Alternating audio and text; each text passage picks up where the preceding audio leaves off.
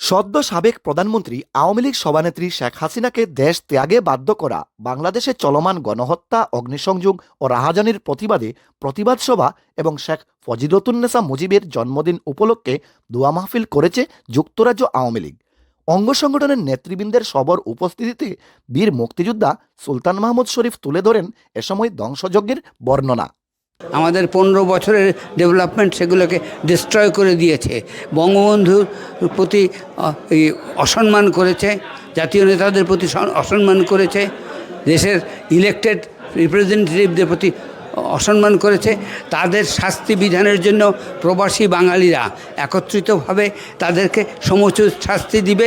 বৃহস্পতিবার সন্ধ্যায় পূর্ব লন্ডনের একটি বিজনেস হলে অনুষ্ঠিত এ সভায় যুক্তরাজ্য আওয়ামী লীগ সাধারণ সম্পাদক সৈয়দ সাজিদুর রহমান ফারুক বলেন, কোটা সংস্কারের আন্দোলনকে কেন্দ্র করে বর্তমানে যা চলছে 71 বা 75 সালেও দেশে এমনটা ঘটেনি।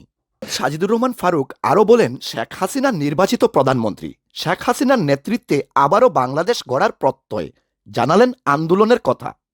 আমরা বিশ্বাস করি মাননীয় প্রধানমন্ত্রী নির্বাচিত প্রধানমন্ত্রী। এখনও বাংলাদেশের নির্বাচিত প্রধানমন্ত্রী হচ্ছেন জননেত্রী শেখ হাসিনা এবং মাননীয় প্রধানমন্ত্রীর নেতৃত্বেই আমরা এই বাংলাদেশকে আগামীতে গড়ব।